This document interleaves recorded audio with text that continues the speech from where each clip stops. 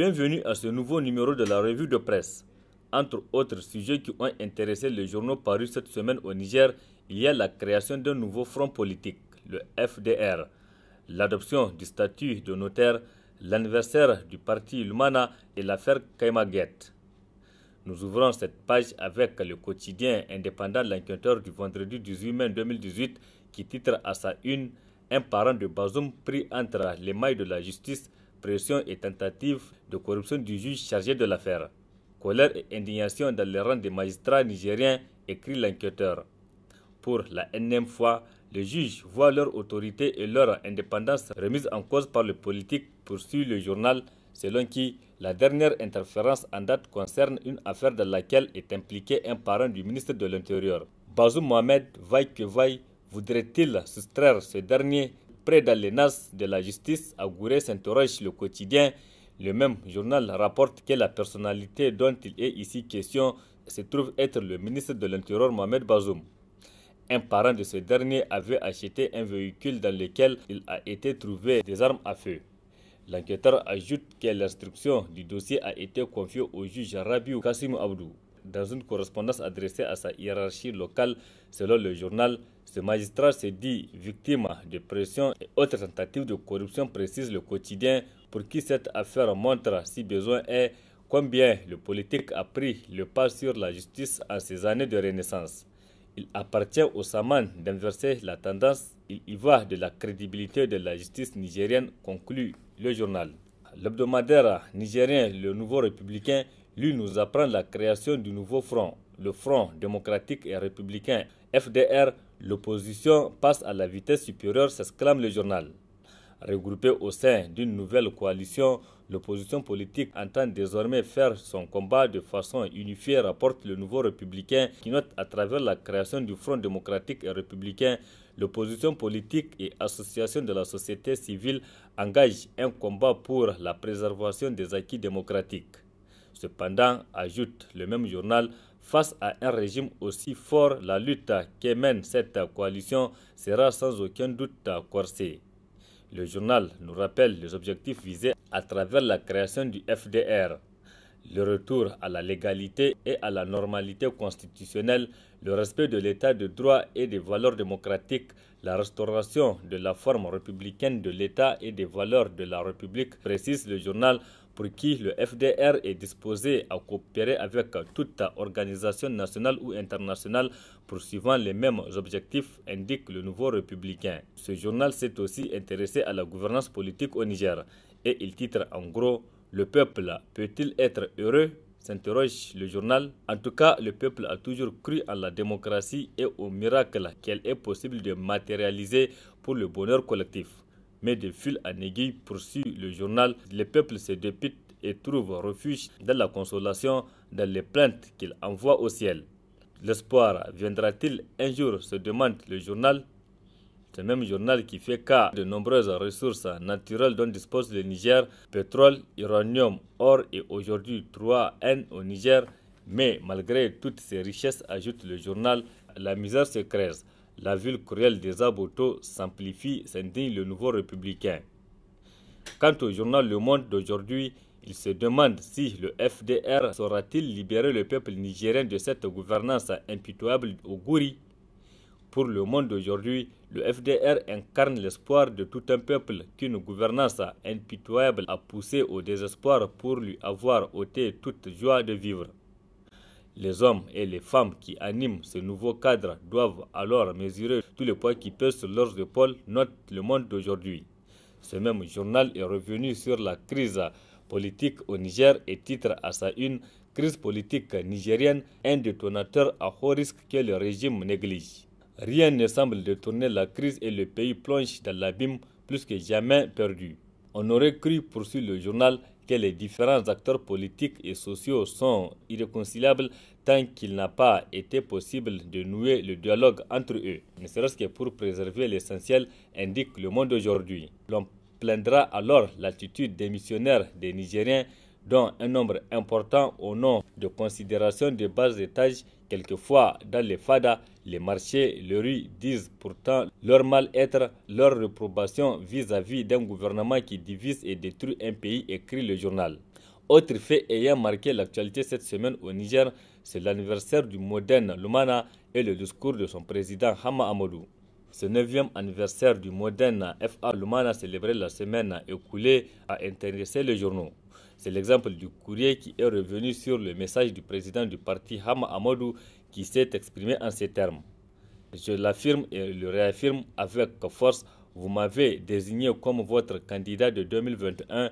Je serai par la grâce de Dieu candidat. Personne sur terre ne saurait l'empêcher ou il sera lui-même empêché, d'exit Hama. Hama Amadou qui rassure par là même les militants et l'opinion nationale que Lumana n'explosera pas, car je le dirige personnellement ou par le biais de ses autres responsables, comme c'est le cas depuis maintenant 4 ans. Je reste et demeure son fondateur et son leader bénéficiant de la confiance et l'estime de tous ces militants, précise Hama Amadou dans le courrier. Et je continuerai donc à veiller scrupuleusement, comme je l'ai toujours fait, à son unité, à sa sauvegarde face aux esprits malins qui s'acharnent désespérément à parvenir à sa destruction, a laissé entendre Hama Amadou dans son discours repris par le courrier, qui a parlé aussi de la gestation de l'assujettissement total de la justice à l'exécutif et titre en gros: le Niger se dirigerait-il vers la création des tribunaux populaires?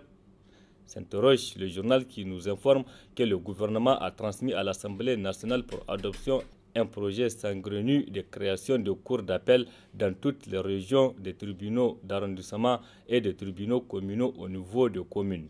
Un projet que le Saman juge utopique et dangereux pour l'état de droit et la justice déjà mal au point. Selon le journal, pour le courrier, il ne s'agit nullement d'un souci de rapprocher la justice du justiciable, mais plutôt de satisfaire des considérations subjectives et personnelles, indique le journal. Le journal qui estime qu'à travers ce projet, le gouvernement peut réduire la justice en simple appendice de l'exécutif, et pour le Saman, c'est programmé de longue date, ajoute le journal.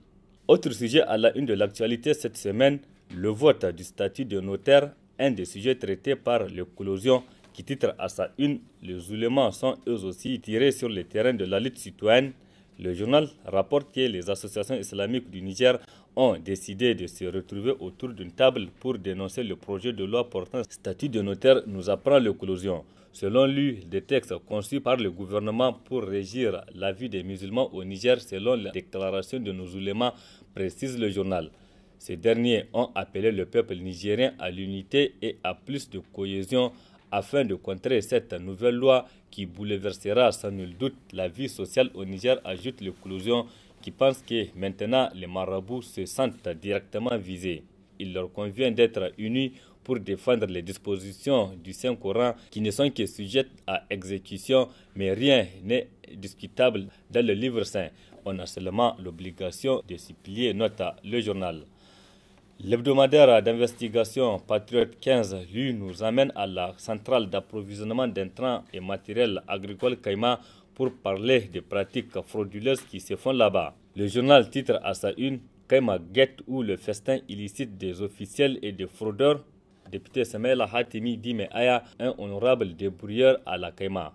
Dans cette affaire de 593,52 tonnes d'engrais NPK, écrit le journal, le député commerçant Samaïla Hatimi va faire appel à 3 sociétés au moins juste pour cacher ce qu'elle a à cacher, déclare l'hebdomadaire. Premièrement, il a fait appel à la société Transit STTR pour lui déclarer l'engrais aux fins de formalités douanières. Ensuite, il a fait appel à l'établissement Sedi Ibrahim comme sous-traitant ou figurant. Enfin, il usera de la société d'État Caïma et son identité, de son NIF, sa boîte postale, pour simuler sa commande, comme si c'est la Caïma qui commande l'engrais depuis la Côte d'Ivoire via le Burkina Faso pour l'acheminer à Niamey aux fins de consommation nationale, comme l'indique le code C sur la déclaration douanière, explique le Patriote 15. Pour ce journal, cet acte est une insulte à tout ce que le pays a de bien, puisqu'on peut voler royalement et s'enrichir impunément sans jamais s'en inquiéter, s'indigne le journal. À suivre, conclut l'hebdomadaire Patriote 15. Le quotidien indépendant L'Enquêteur du lundi 14 mai 2018 nous apprend qu'une quinzaine d'agents d'Al-Isa Transport Voyageurs en garde à vue à la PJ. Selon le journal, ils sont tous de la branche Transport Voyageurs. Les 10 agents poursuivis l'enquêteur ont été interpellés et placés en garde à vue pour des malversations présumées dans l'exercice de leurs fonctions. Ils sont soupçonnés de faux et usage de faux en écriture, précise l'enquêteur. Le mécanisme consistait à émettre des billets d'embarquement et à faire main basse sur les frais encaissés en effaçant dans les ordinateurs toute trace, explique l'enquêteur, qui nous informe d'ailleurs qu'un audit est actuellement en cours à Al-Isa pour déterminer l'ampleur du détournement. La Nation du lundi 14 mai 2018, un autre quotidien, lui revient sur la Journée nationale de la femme et titre à sa une « 27e anniversaire de la Journée de la femme nigérienne ». Des indicateurs alarmants en dépit de progrès tangibles.